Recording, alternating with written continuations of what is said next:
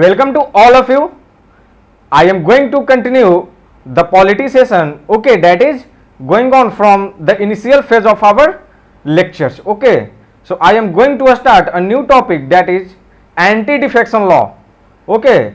Earlier lectures I have told you that I will come on this part, that is anti-defection law, later. So I am coming today on that part, that is really an important one. You must know about these ones, okay. This is a most important knowing factor about polity classes. So let's move ahead, okay. Not only that, one special thing I want to tell you that I will cover almost 25 minutes about this lecture only, okay, not more than that, because that's almost enough. 25 minutes, 30 minutes, or it may be lastly 35 minutes. After that a video will start. That video will I have taken from Rajya Sabha TV about anti-defection law, okay. So when I will finish my lecture, the video of that Rajya Sabha TV about anti-defection law will begin. You must see both the things, my lectures too and that video which I am going to provide you, just our lecture, okay. Both the videos will be included in one single video, okay. So I hope you will see both of them. Both of them will really going to help you a lot, okay, in understanding of anti-defection law. So let's see anti-defection law, okay. Anti-defection law, what does it actually mean? It means that, see here clearly, from the Constitution of India, from the initial phase, okay, actually it was not present in Indian Constitution. In Indian Constitution, anti-defection law was not present in that, okay, but it has been taken back by the Constitutional Amendment Act, okay, another Constitutional Amendment Act which I will tell you definitely, fine. So originally anti-defection law doesn't mention in the Constitution of India, fine, but it comes through an amendment, Constitutional Amendment Act. How any constitutional amendment bill becomes Constitutional Amendment Act, I have told you during the lecture of yesterday classes, fine. So let's move ahead and going to the next one. See, 52nd Constitutional Amendment Act 1985. See, before 1985 anti-defection law was not present in the Constitution of India, okay. What is the necessary to bring this law, anti-defection law? What is actually anti-defection law? I will tell all those facts, okay. I will tell this, don't mind it, I will tell all those. But listen, before 1995 anti-defection law was nowhere in the Constitution of India, okay, nowhere. So what is the need to put anti-defection law in the Constitution of India? See, during what happens during 1967 to 71, it means 1967 to 1971, almost 1900 MLAs and almost 142 MP. Are you getting it? Now MP, MLA, I don't want to elaborate all this because you are my students and I hope all of you are getting it clearly. What are MLAs and MPs? Fine. So during these 4 years, or you can say that during these 4 to 5 year terms, almost 1900 MLAs defect and 142 MP defect. What does it mean defect? See in simple language, okay. Stay on this same slide. I am going to clarify all your doubt that what is anti-defection, okay. I am just erasing it so that I can elaborate each and everything in a visual way, fine.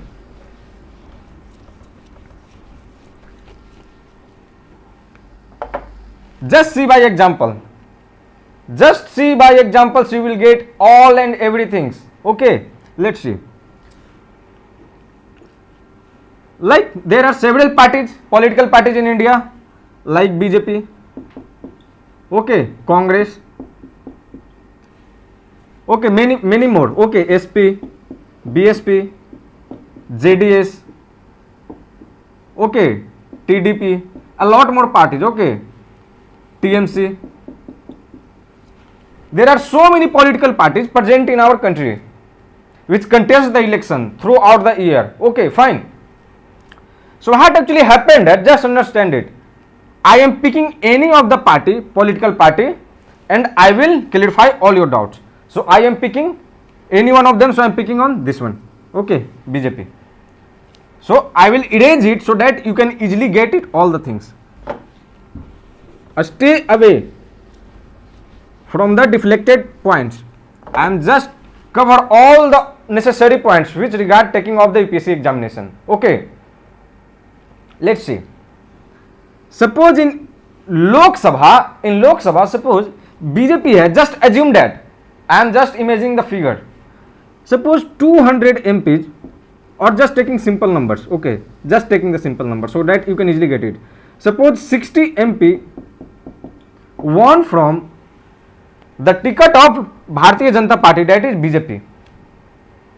Suppose in 2019 general election, there are many candidates who have got ticket from BJP. They all contested the election, and after contesting the election, suppose 60 candidates won that election from the ticket of BJP on the symbol of Bharatiya Janata Party. Fine. After winning, they all went to the Lok Sabha. They become the Lok Sabha member of Parliament, MP of Lok Sabha. Fine. This will happen. There is no doubt till here. Okay. If due to any reason, if like out of 60, if suppose 5 MP wants to switch his political party and move to another political party, like here another party, that is Congress. Okay, just taking the example, don't take it by heart. Okay, so if 5 MPs that has contested the election on the symbol of BJP, on the ticket of BJP, won the election, and out from those 60 MPs of Lok Sabha, it is, see, anti-defection law is for all the points. MP of Lok Sabha, MP of Rajya Sabha, legislative assemblies, members of legislative assemblies, and members of legislative councils too, for all the 4 things. So I am just taking the example of Lok Sabha. The process is same for all the 4th one. Okay. So if out of the 60 MP, if 5 MP of BJP party left his party, means switch to another party, moved to another party, Congress. Fine. These things are actually regularly happening. Switching to party, switching to any other political party after winning from any other symbol and moving to other party after winning from any other symbol. This happens why? See, generally right now Congress is in opposition, BJP in ruling party. So those MPs who won from the ticket and symbol of Congress, they actually not in the power right now. So if the ruling party gives him a choice, gives the choice to those MPs who are the MPs of Congress, that if you come to my side, come to our side, I will give you ministry or anything else. This happens in our political system. I am not blaming anyone. All the political parties do the same thing, even this one or anything. Okay. So I am just giving the example. Okay. So if giving the grid of that, if you will come in our party, I will provide you the ministry or anything else. Okay. So those MPs who sit in a position thought that yes, we got nothing by sitting in a position. We will get so many things. We will get so many facilities if we go to the ruling party. Then they move to other party, the ruling party. Okay. And that is not suitable for our democratic country. Okay. Not only that, apart from those things, if suppose that like 272 MPs minimum needed to form the government at the central level, all of you know 272 seats, 272 MPs of Lok Sabha must needed to form the government at central level. If out from 272, if 72 MPs moved to other party, switched to other party from BJP to other party, then BJP has no majority figure. Now BJP will come to 200. So the government will fall. So now due to these things happening during 1960s, late 1960s, government is not a stable. Okay, government is not a stable. A stable means any government will be stable only when that government have proper majority in Lok Sabha, only then that government can work, okay, efficiently. So these things happen, okay, fine. So if now comes to the point, if 5 MPs of BJP move to Congress, okay, then this have now remaining, it is only 55 MP. So there is no rules, no procedures regarding this thing, okay. Before 1985, anyone can move, anyone can left the party from which he is winning the election on the symbol. But it becomes necessary to put that law in the Constitution of India by constitutional amendment bill, because we need to develop India, and for development of India we need a stable government, okay, a stable government. It's also the moral obligation to protect and save those parties from which you are getting the election and contesting the election and you are winning the election. If you are winning the election on the party symbol of Congress, then after winning, why are you moving to the other parties? Because only because of some kinds of greeds, okay, this is a possibility, because you will get any kind of ministry in ruling party, so you are moving. These things are regularly happening right now in our nation, okay. Not only right now, but earlier it has happened so many times during the era of Congress too. So all are one, no one is going to claim that we are the clean and clear, okay, fine.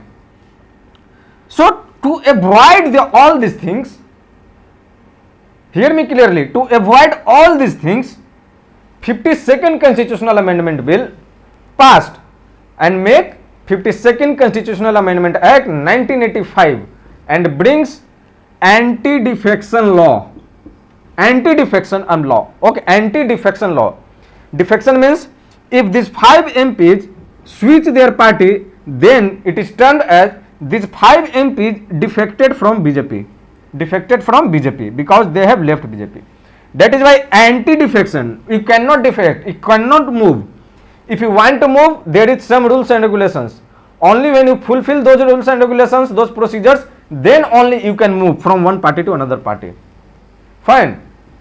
So I hope an overview I have given to all of you about anti-defection law. Okay. So this is the overview. Fine. So earlier what was that? Remaining on the same slide. Okay. I want to clarify more things.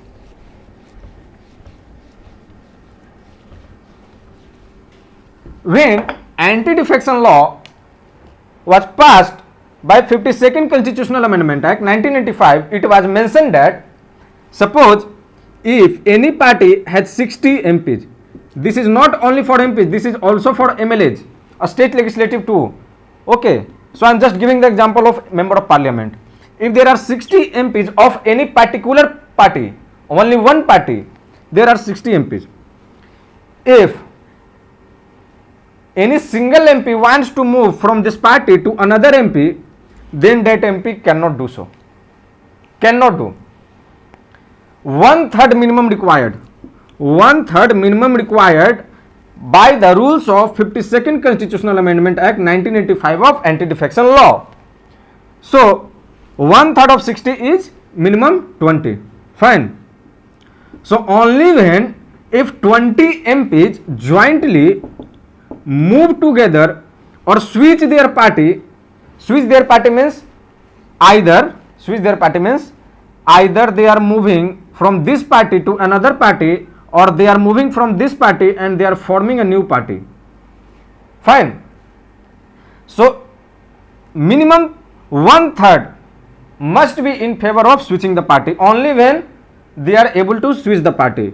Other than less than 1/3, if 19 MPs out of 60 MPs wants to move together from this party, then they cannot do so, because it is not 1/3, it is one less than 1/3. So minimum 20. If we take the figure of 60, so it will be 1/3 minimum 20. Okay. So again, there are so many loopholes in every law. Okay, there are so many loopholes. So again, a amendment bout, that is 91st Constitutional Amendment Act. 91st Constitutional Amendment Act 2003, and this made and changes 1/3, listen it carefully, to 2/3. Now tell me, 2/3 of 60 is 40. Now only out of 60 MPs of any particular party, only if 40 MPs together wants to switch their party, then they can do so, otherwise not.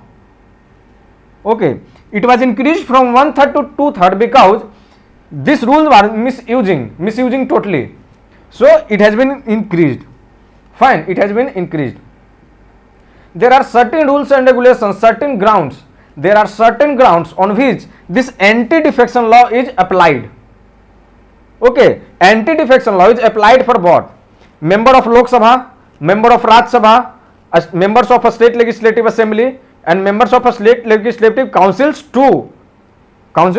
Only in few states legislative councils is present right now. I have covered it yesterday lectures. Okay. So I hope this is clear to all of you, that earlier anti-defection law consists only 1/3. Now it's 2/3. Either, see, recent matter in Rajasthan, take it. I am giving the example. Take it matter of Rajasthan, or even you can see the matter of Madhya Pradesh too, Goa, anyone, Manipur.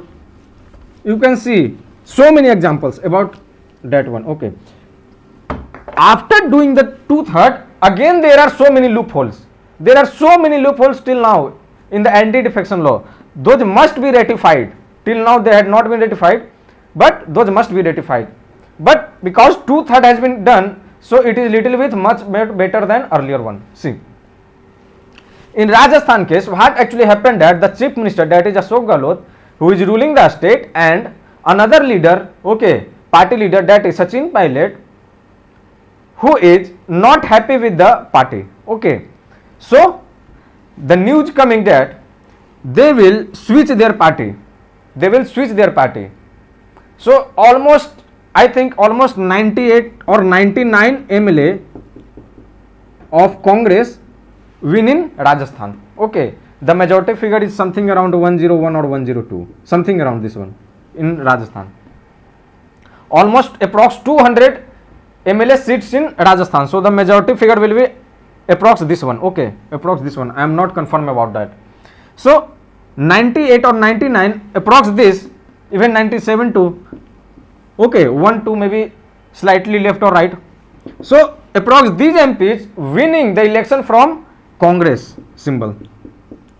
If Sachin Pilot was unhappy with his party and he wants to switch the party, then he must have support of 2/3 of MLAs. Okay, only when Sachin Pilot will have support of 2/3 MLAs, since here we are talking about MLAs because it's matter about legislative assembly, process is same for both MPs and MLAs, only when they can form a new party or they can move to another party. Fine. So I hope by this example you can easily get it. Fine, I hope so. So I am moving to the next one because I am giving a total overview about what is anti-defection law. So I am moving to the next one. Let's see. For members of parliament, see about as all of you know that originally there are no provisions in the Constitution of India about anti-defection law. By the 52nd Constitutional Amendment Act 1985, anti-defection law was imposed in Constitution of India, and 4 articles mentioned by this Constitutional Amendment Act. 4 articles mentioned, 2 articles for members of parliament and 2 articles for legislative assemblies, legislatures. See, article number 101 and 102 is for members of parliament. These 2 articles provides the anti-defection laws rules of members of parliament, and other 2 articles that I am moving to the next one, which will tell you about legislature. So I am moving to the next one. Okay, next one slides. See here, article 190 and 191 Article 190 and 191 clearly describes about the anti-defection law rules and regulations for a state legislatures that I am talking about right now, Rajasthan. Okay, so both these articles describes that about anti-defection law for members of a state legislatures. So these are 4 articles, article number 101 and 102 for members of parliament of both the houses, and article number 190 and 191 for a state legislatures, members of a state legislatures, either they are MLA or MLC, that means members of legislative assembly or members of legislative council too. Fine. So I am moving to the next one. These are the facts, so nothing conceptual about it. 10th schedule of the Indian Constitution. See, originally 10th schedule was not present in the Constitution of India, but this schedule was added. 10th schedule was added in the Indian Constitution only for anti-defection law. Okay, 10th schedule of the Constitution of India was mentioned, admitted in the Constitution of India only for anti-defection law. Okay, anti-defection law. So now tell me the facts. I am memorizing the facts. Okay, revising the facts. See, 4 articles. Article number 101, 102 for members of parliament. Article number 190 and 191 for members of legislatures. Okay, state legislatures. By which amendment anti-defection law came in existence? It is 52nd Constitutional Amendment Act 1985. By which amendments this has been, by which bills this has been amended again by 91st Constitutional Amendment Act 2003. This anti-defection law was again changed, amended. Okay, and by which schedule anti-defection law has came in existence again? Now it is 10th schedule. So these are the facts. Okay, facts these are. So I am moving to the next one. Okay,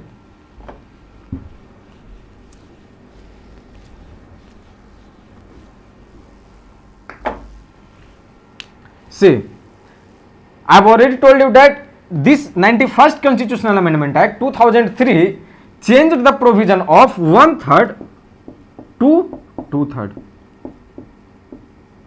Okay, it is just remember it. I will provide you a video of Raj Sabha television after my lecture. The video will start.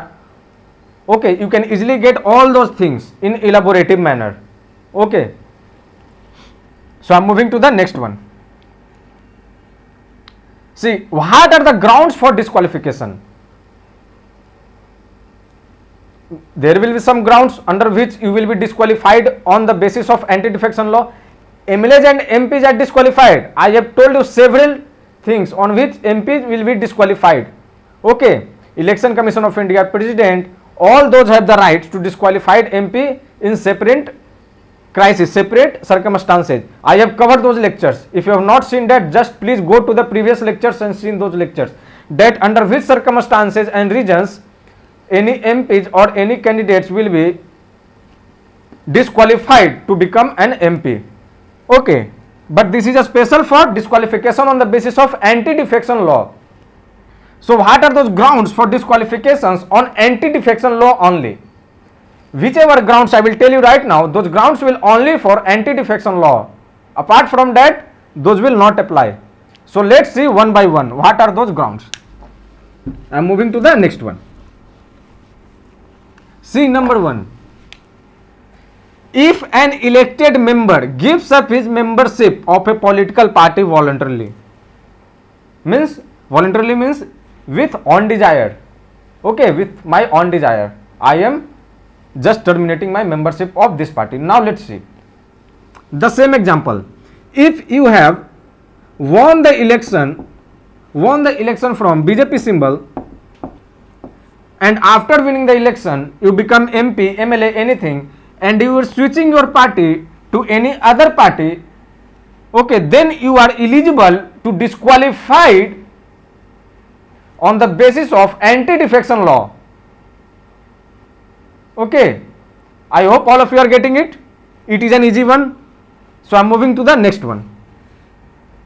See, if he or she if he or she votes or abstains from voting, abstains means absent, okay, from voting, or skip, abstains means skip, okay, skip, I am skipping this. So if he or she votes or abstains from voting in the house contrary to any direction issued by his political party. If you are getting confusion in it, I am giving you an example, okay, you will easily get it. What does it actually mean? Okay, remaining on the same slide, I will just give an example. Okay, suppose that recently farm bill has been passed, okay. So as all of you know that ruling party is in the favor of farm bills and opposition parties, most of the opposition parties are in against of farm bill, fine, as all of you know. So what happened actually, that like main opposition party is Congress, fine. So if the main leadership of the Congress, it means the centralized leadership of the Congress will tell all their MPs that you must present in the house on the day of voting.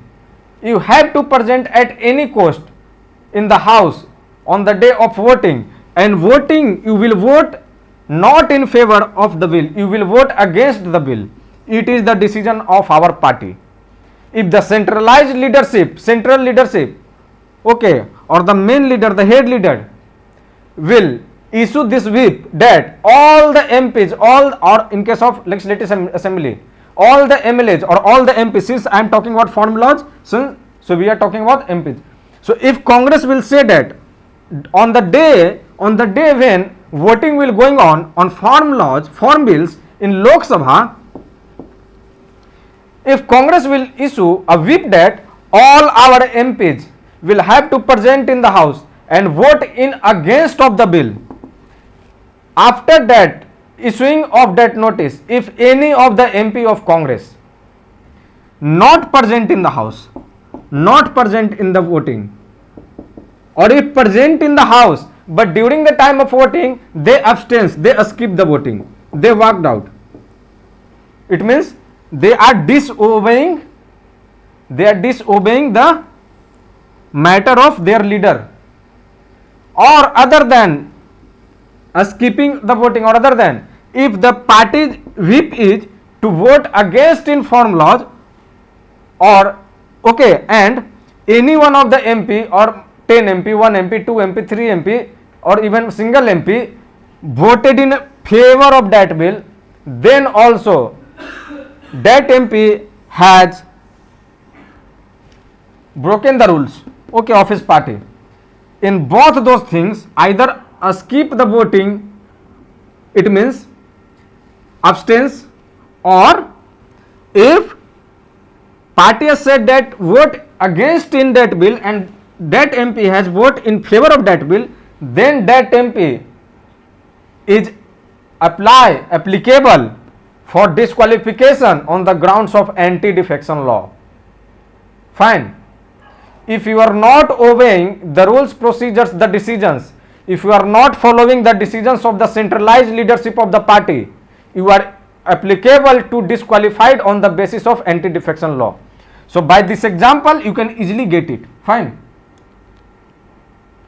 It is not sure that centralized leaders, if that MP will do against whatever the centralized leadership of Congress has said, then it is not compulsory that this leadership will remove him from his party. This is not necessary, but he can remove it because he has gone or she has gone against him or her, okay, but he has the right to disqualify this MP. So I am moving to the next one, okay, other grounds. Now see, I am giving some examples, okay, through examples you will easily get all those things. Now let's see, if any member who is independently elected joins any party, now let's see what happens. There are many MPs and MLAs who doesn't belong to any party and contest the election independently, independent candidate. I hope you have heard that, independent candidate, all of you have heard that, okay. It means they do not have the symbol of any party, Okay, they have their own symbol, they are independent. If they contest the election independently without the symbol of any other party, then if that candidate wins the election of either election of a state or parliament, anything, and after winning the election, if that MLA at a state level or MP at central level joins any political party, any of the political party, after contesting the election independently and winning the election, after winning the election, if that leader, independent candidate, independent MLA or independent MP, okay, goes in any of the political party, then that MLA or MP is applicable to being disqualified on the basis of anti-defection law. Fine. I hope all of you are getting it clearly. So I am moving to the next one. Okay.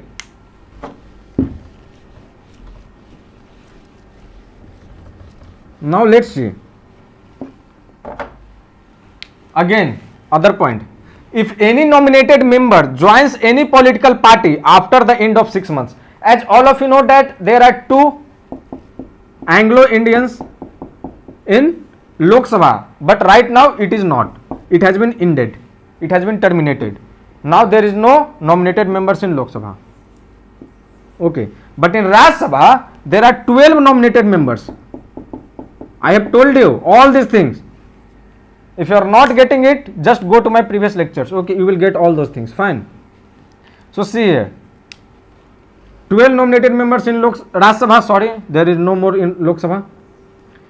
And nominated members in a state level too, a state legislative assembly and councils too. There was also nominated members present. Okay, so actually those do not belong from any party. Right now I am going to give an example. Through the example you will get easily that. See, have you heard about Ranjan Gogoi, Chief Justice of India, former Chief Justice of India? Former Chief Justice of India, Ranjan Gogoi,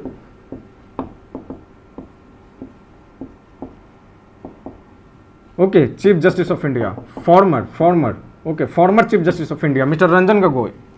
After retirement, this person has been nominated for Rajya Sabha. Fine. By President of India, this person has been nominated for Rajya Sabha and becomes member of Parliament of Rajya Sabha. If this person, because this is nominated one, so this does not belong to any of the party. This does not belong to any of the party because nominated members doesn't belong to any of the party. After being nominated and become member of Parliament of Rajya Sabha, now he can go to any party. But within 6 months, after 6 months, he cannot go to any party. He has to continue the full 6-year terms of Rajya Sabha as only as the nominated members. Okay, let's see.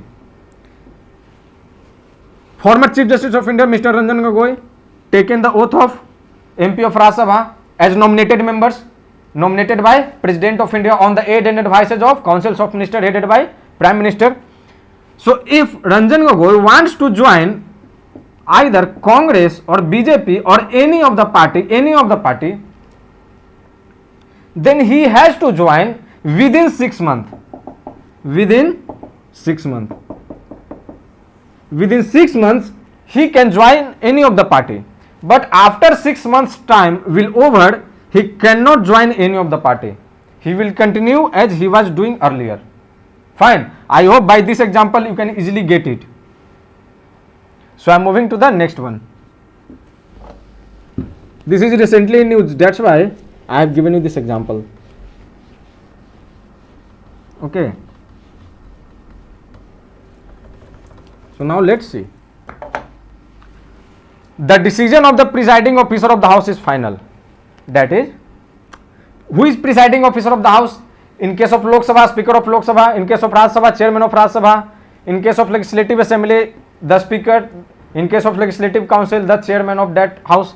So whoever the presiding officer of the house, he cannot directly initiate the anti-defection law. If anyone is applicable for being disqualified on the basis of anti-defection law, then presiding officer cannot do by himself or herself. Only when if any of the member will complain against that member that please look, this member is being applicable for anti-defection law. If this member, any of the member complain to presiding officer, then presiding officer has the right to take action, okay, and disqualify that MP or MLA on the basis of anti-defection law, and his decision will be final. No one can challenge it, but now it can be challenged. It cannot be challenged before 2003. Fine. But right now, a case in Supreme Court, okay, I'm forgetting that name, I think it's Halone case, okay, something like that. So in that case, Supreme Court said that since a speaker is a part of, a speaker is an MP, so he will definitely a part of any of the political parties, so it is possible that he will not totally neutral. So the speaker may favor anyone, okay. So that is why now if any MP or MLA is being disqualified on the basis of anti-defection law, then that MLA or MP has the right to go to the court, has the right. Decision will be taken by presiding officer, disqualified will be done by presiding officer, but ultimately those disqualified persons have the right to go to the court. Right now, the current scenario, okay. So I am moving to the next one. See, this is the present scenario of anti-defection law. What is the present scenario? 2/3. If you have a party, like if you have a party, you have formed a party and you have contested the election of any state and you won 30 seats, okay. After winning the election, if 20 MLAs switching to your party and move to another party, then you cannot claim that these have won from our party but moved and switched themselves to other party, because 20 is 2/3 of 30. So 2/3 is fulfilling here. So current scene is 2/3. Fine. And the another thing, current thing is they can go to the court, okay, they can go to the court. If suppose, how? If suppose 2 MLAs out of the 30 MLAs have switched their parties to another party, moved to another party, then definitely the head of the party will complain to the presiding officer of the house, and presiding officer will first of all send a notice to these 2 MLAs that why you have done it, okay.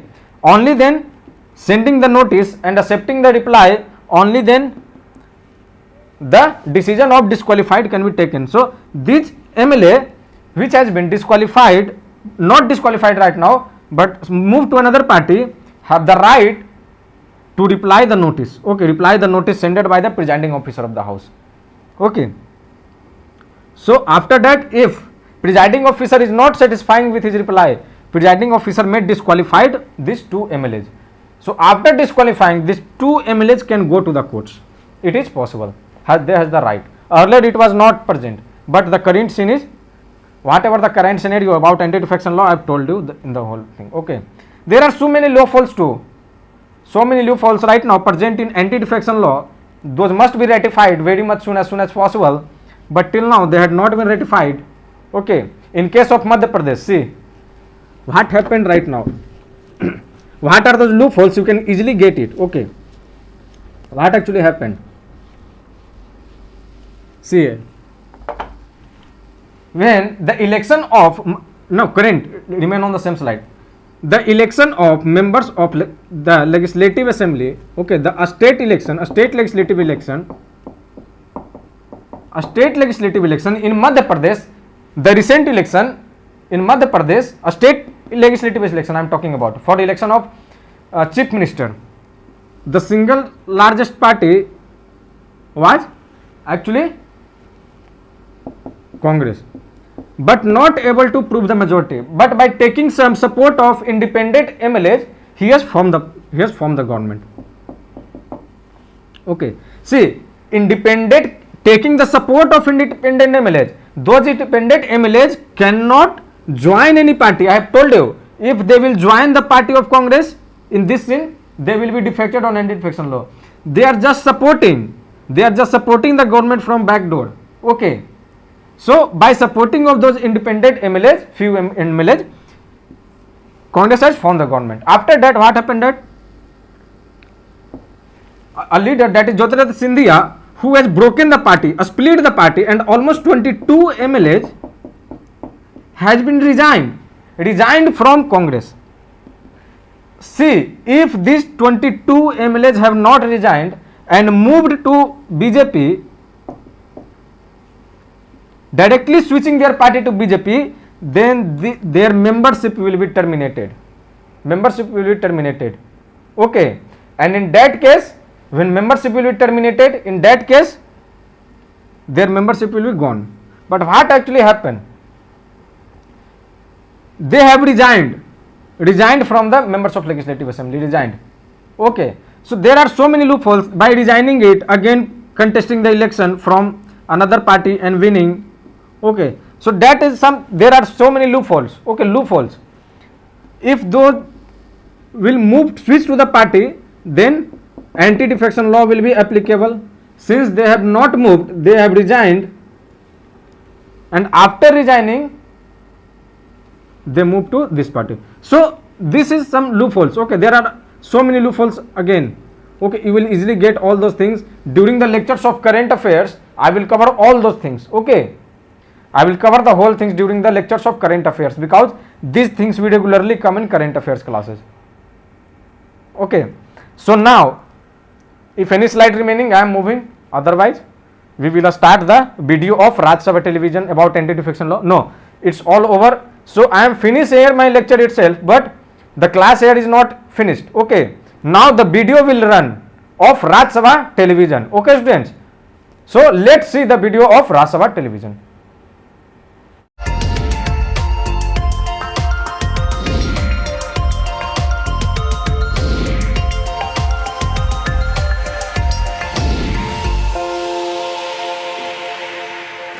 Hello and welcome to In Depth. I'm Tina Jha.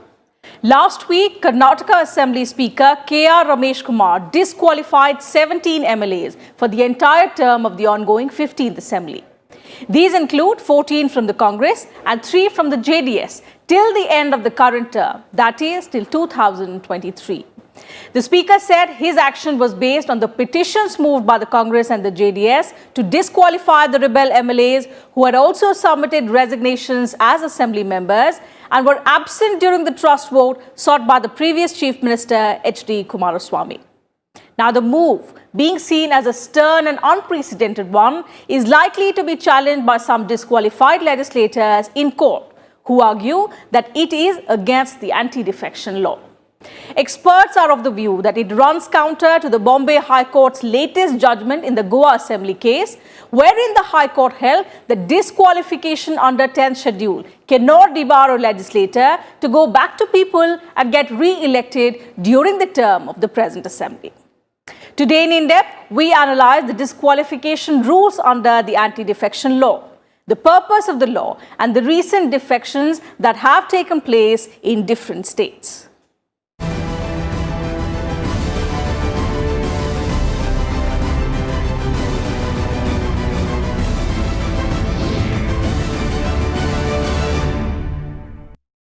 Well, it wasn't until 1985 that a law to curb defection was enacted by the Parliament.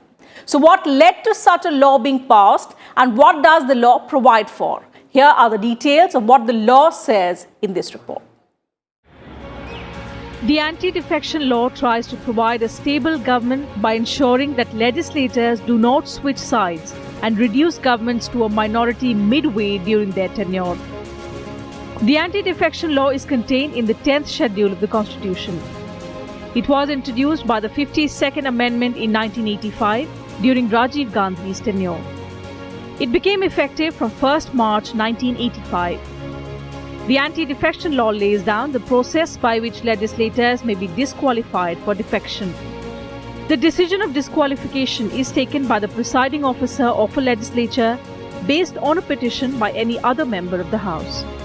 If you have been elected on the ticket of a particular political party, then you are supposed or rather required under the Constitution to continue as a member of that particular political party.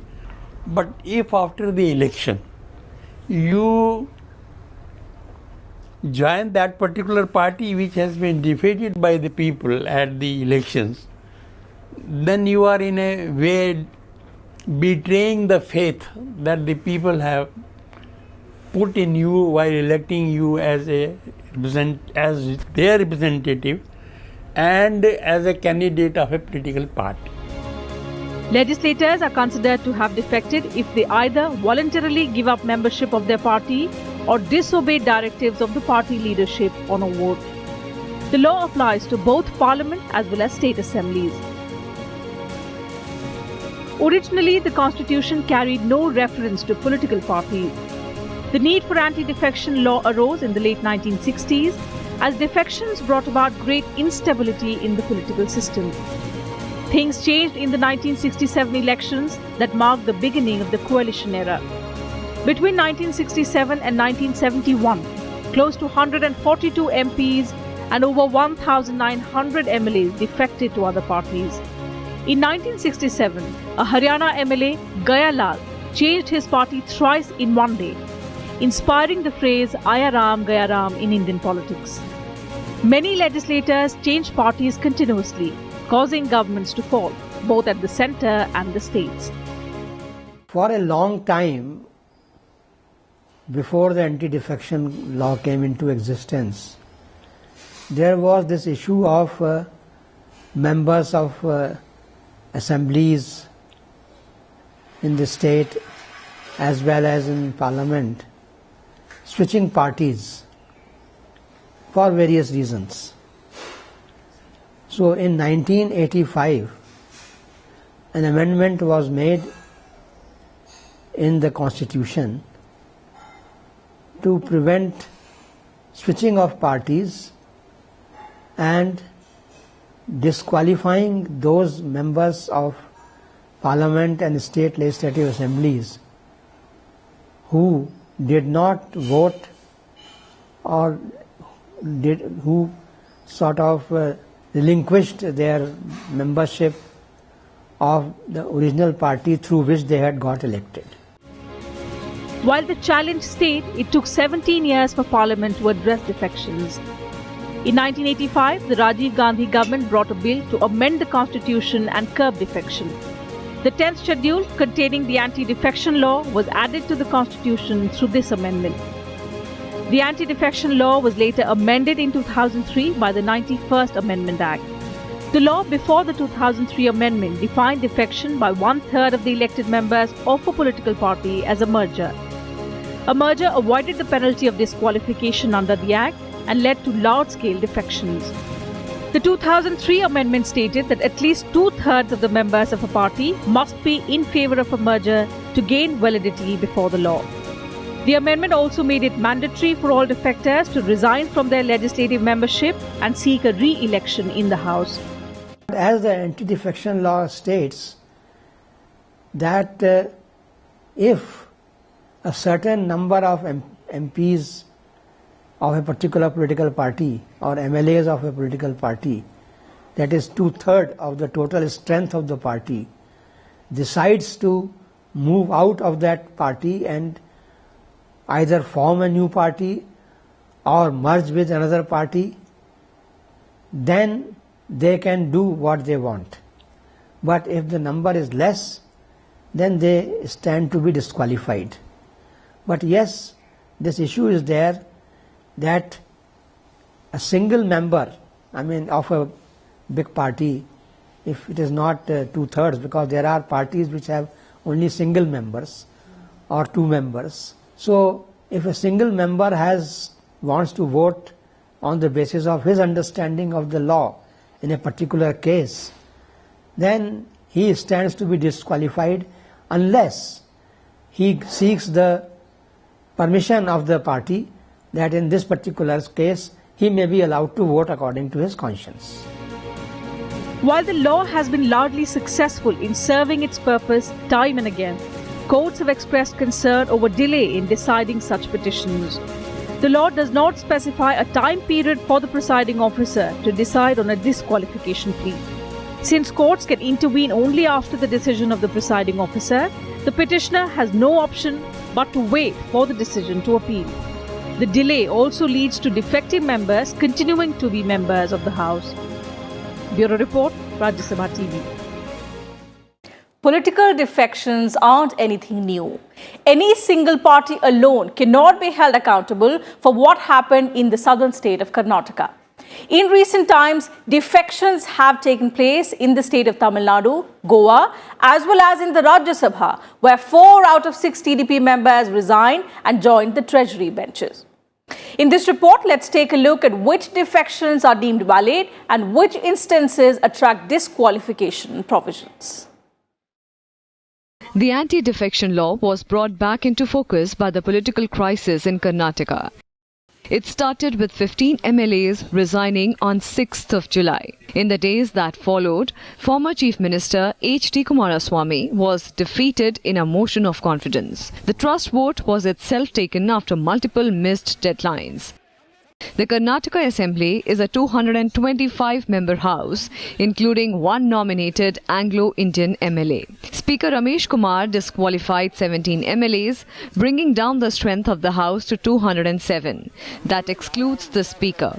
This brought down the majority mark in the Assembly to 104. The BJP has 105 MLAs and the support of an independent MLA, who was till recently a minister in the former H.D. Kumaraswamy government. Disqualification under anti-defection law bars MLAs punished for defection from occupying an elected office. Speaker Ramesh Kumar has ruled that the disqualified MLAs can't contest elections till the term of the current assembly ends, which means the disqualified MLAs can't contest polls until May 2023 unless the House is dissolved before that. As a matter of fact, a lot of experts have said that in the context of what has been happening in Karnataka recently, there should be a time frame for which disqualification should take place. For instance, as the Speaker of the Karnataka Assembly has done, he has disqualified the members for the rest of the tenure of the Assembly, that is till 23rd May 2023. In 2017, in a similar case of defection in Tamil Nadu after J. Jayalalitha's death, 18 MLAs of the ruling AIADMK were disqualified. This was after they asserted that rebel TTV Dinakuran was the true leader of the party. Last year, the Election Commission ruled that the rebel MLAs could contest by-election necessitated by their disqualification. Then Chief Election Commissioner O.P. Rawat said, defection disqualifies MLAs from holding the current elected office, but not from contesting elections in future. The by-polls were held in April this year, and 14 of the disqualified MLAs had contested them. Goa also witnessed defections. 10 of the 15 Congress MLAs, including leader of the opposition, Chandrakant Kavlekar, broke away from the party. Assembly Speaker Rajesh Patnekar recognized the group, indicating that the merger of the 2/3 of the Congress legislature party with the BJP was valid under the anti-defection law. The next day, all 10 joined the BJP in presence of the Working Party President J.P. Nadda in Delhi. The tally of BJP rose to 27 in the 40-member assembly. Similarly, in Telangana, 12 of the 16 Congress MLAs merged with the TRS. The Congress's strength in the 119-member House came down to 18 after the party's Telangana State Unit Chief, Uttam Kumar Reddy, tendered his resignation from the Assembly after being elected to the Lok Sabha from Nalgonda. The 12 MLAs account for 2/3 of the Congress legislature party, which has an effective strength of 18. They did not attract provisions of the anti-defection law. In June this year, 4 TDP Rajya Sabha MPs in Andhra Pradesh switched sides in the BJP. The TDP had 6 MPs in the Rajya Sabha when 4 of them, TG Venkatesh, YS Chaudhary, GM Rao and CM Ramesh, announced that they were joining the BJP. They met Rajya Sabha Chairman and Vice President M. Venkaiah Naidu and submitted their resignations from the TDP. Defections have been part of India's democratic process ever since the first elections in 1952. Parliament amended the constitution in 1985 in an attempt to stop this menace and brought in the anti-defection law to deny the rules under which it can be done. Bureau Report, Rajya Sabha TV. And time for a short break on the program. We'll be right back.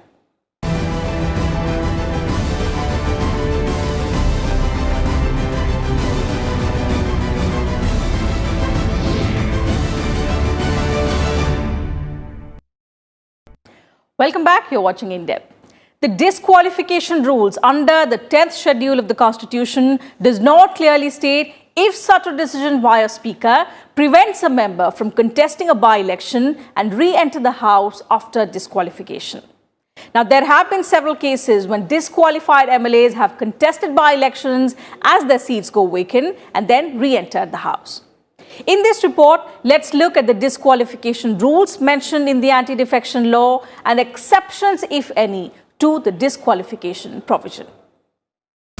The anti-defection law came into effect on 1st March 1985 to prevent political defection by legislators.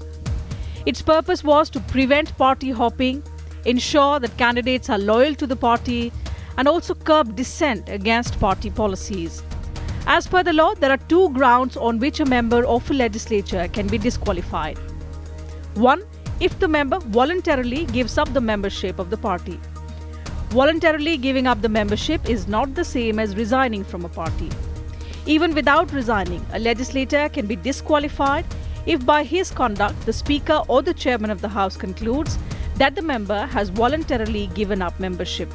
Second, if a legislator votes against the direction of the party and his or her action is not condoned by the party. This also applies to independent lawmakers or nominated members who join a party. 2 grounds have been mentioned in the 10th schedule of the Constitution. One is that if a person voluntarily gives up the membership of the party. Second is if he votes in the House against the direction of the party in terms of any legislation or any other issue that is being debated and which is going to be voted on in the House. However, certain clauses provide exception from disqualification. If at least 2/3 of the members of a particular party decide to merge with another party. In such a scenario, both members who have defected as well as those who have not will be protected from disqualification. Another exception is if the original party merges with another party. Also, the decision to disqualify lies with the Speaker or Chairman of the House.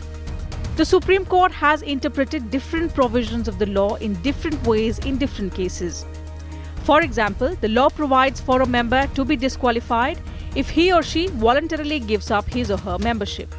However, in the Ravi Naik versus Union of India case in 1994, the Apex Court interpreted that in the absence of a formal resignation by the member, the giving up of membership can be inferred by his conduct. In other judgments, like the G. Vishwanath versus the Honorable Speaker, Tamil Nadu Legislative Assembly, Madras, and another case, 1996, and Rajendra Singh Rana versus Swami Prasad Maurya and others, 2007 case, the Supreme Court ruled that members who had publicly expressed opposition to their party or support for another party were deemed to have resigned. The anti-defection law initially said the decision of the presiding officer is not subject to judicial review. But the Supreme Court struck down this condition in 1992, thereby allowing appeals against the presiding officer's decision in the High Court as well as the Supreme Court. But in several other cases, including the recent Karnataka MLA's case, the top court held there may not be any judicial intervention until the presiding officer gives his or her order. The matter has been before the court for various reasons, and one of the things that the court has done is that earlier the authority of the Speaker was supreme, but now the court has said that it is subject to judicial review. Several recommendations have been made in the past to remove shortcomings in the anti-defection law. Naturally strengthening would mean amendment to the existing provisions to remove these effects.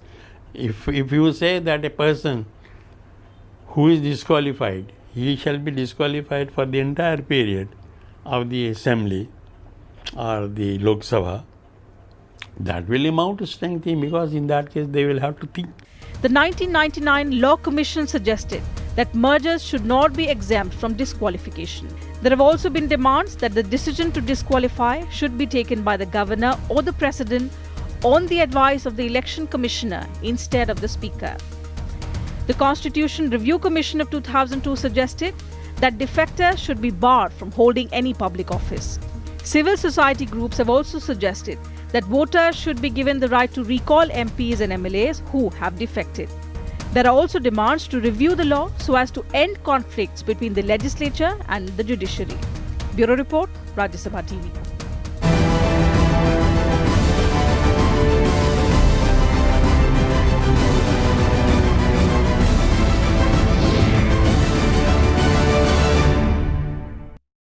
So that's it from us in today's edition of In Depth. We'll be back same time tomorrow with an analysis on a different subject. You can also watch our program online on YouTube and Twitter on the link given below on your screen. In fact, you can also send your feedback and suggestions about our program. Thank you very much for your time.